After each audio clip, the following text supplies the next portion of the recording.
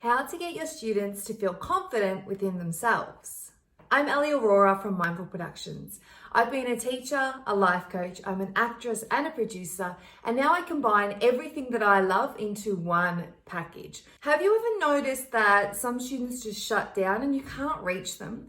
This is because sometimes students really feel not seen and not heard. And when they feel not seen and not heard, they tend to just go, well, if you're not going to see me or hear me or care about me anyway, I'm not going to see or hear or care about you. And I'm going to shut down and I'm going to solve my own problems and I'm going to go into this negative spiral. A lot of the time they're going into this negative spiral of the inner critic. They're judging others, they're judging the teacher, they're judging their peers, and of course, especially they're judging themselves. What can we do to help them feel confident from within without you telling them what to do? The All of Me program actually teaches them that when they're thinking negative thoughts, they can break those thoughts up into characters.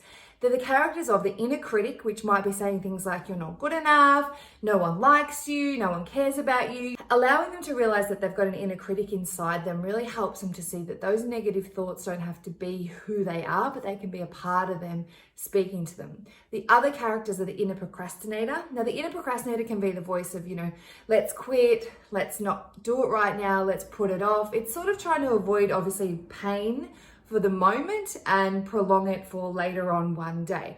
The other characters are the inner child. Sometimes the inner child just wants to play, just wants to have fun. Maybe your students just want to play video games. Maybe they just want to go outside. Maybe they just want to play games all the time. And then you've got the inner motivator. An inner motivator may come from a place of your heart. And the inner motivator may be a voice that your students don't often listen to. It may be a voice that's telling them they can do it and that they are good enough to succeed. They don't have to compare themselves to their friends.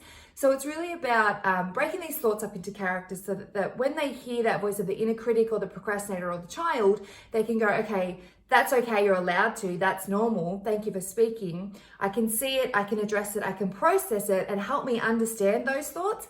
And then once that thought's out of my system, I can tune into the inner motivator, the part of me that does know the best and the part of me that does know I can do it. Instead of you telling them that they can do it, they actually have to find that voice within and those thoughts from within so that they can tap into that anytime. When they're feeling down or they're comparing themselves to their friends, they can remember that teaching of, oh, I don't have to think that way. That's my inner critic telling me those things. And I have the opportunity to also think with my inner motivator to help me get out of this situation, to feel better and to succeed. If you would like to learn more about how you can help your students understand which voice is speaking in their mind, simply visit www.mindfulproductioncompany.com. See you there.